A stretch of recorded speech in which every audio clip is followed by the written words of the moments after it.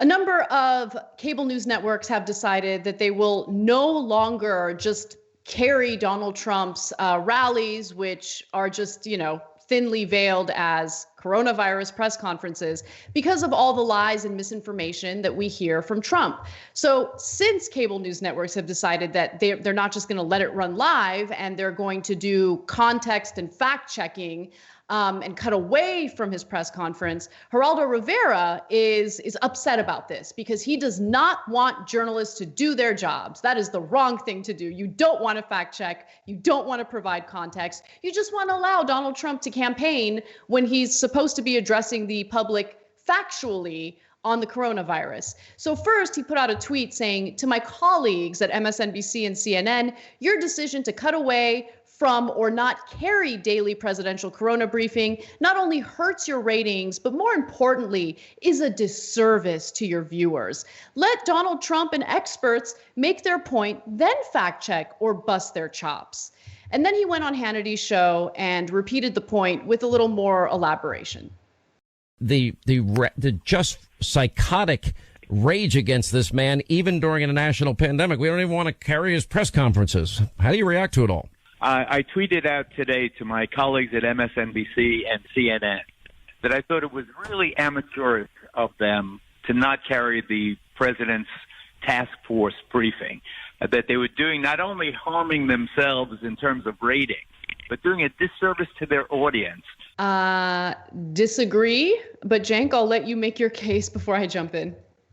So one of the things that Geraldo was complaining about when you listen to the full context was that fact-checking on the spot was dishonest.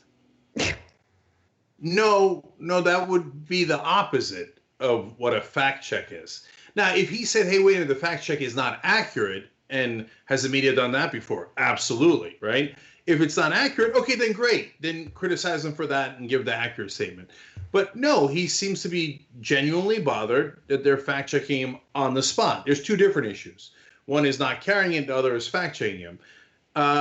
Well, if they fact-check him 47 minutes later when the press conference is over, which, as you saw, Geraldo did say you should do it afterwards, to be fair to him.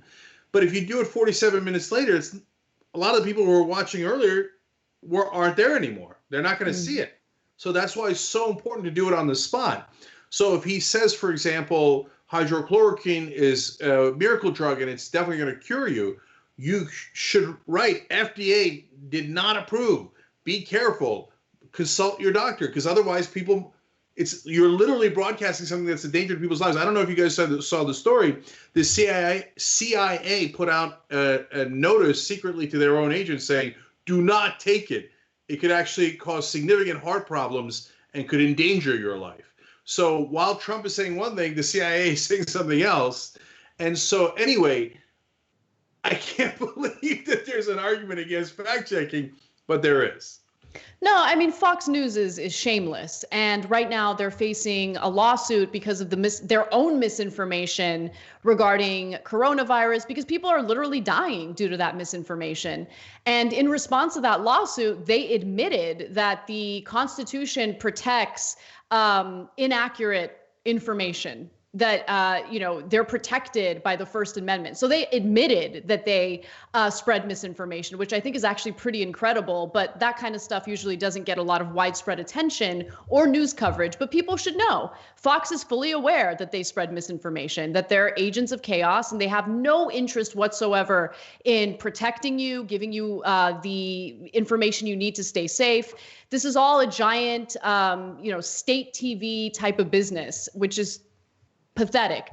And on top of that, I think it's important to see how people think of COVID-19 based on which cable, network they watch. So for instance, there was a poll done by Daily Kos and Civics, and they found that 45% of people who frequently watch Fox News say that fewer Americans have been killed by the novel coronavirus that causes COVID-19 than the official count indicates. So nearly half of frequent Fox News viewers believe that the numbers are made up, that they're over exaggerated, and the number is actually much lower. Okay. I reported on a study that showed that Fox News viewers are about 3 times more ignorant about coronavirus facts as non-Fox viewers. They misinform their audience on a regular basis. In fact, every once in a while we'll do a story about a segment that they do where they actually tell the truth. And that's breaking news. Like, whoa, hey, we got to report on that. Fox News actually did a story that was honest. That's extraordinary. Only 11% of individuals who never watch Fox News say that fewer people have died. So it just shows you, just to juxtapose frequent Fox News viewers to those who never watch it, 11% of those who never watch Fox say that fewer people have died, while 13% say the number is accurate, and a whopping 59% say that more people have likely died, which is actually the accurate answer, because the numbers we're seeing today is an underestimate. So it really is amazing how these people who spread the misinformation are now pressuring other outlets to do the same. Maybe more people will die. It's amazing to me.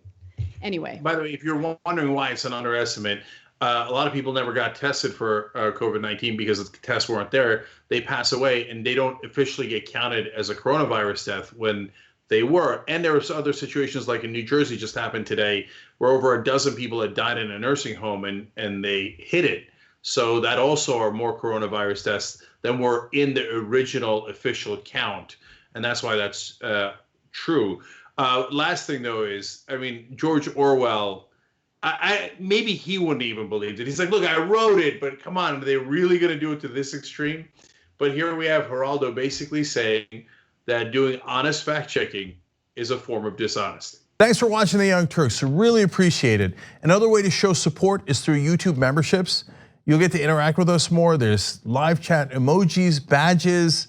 You've got emojis of me, Anna, John, JR. So those are super fun. But you also get playback of our exclusive member-only shows and specials right after they air. So all of that, all you gotta do is click that join button right underneath the video.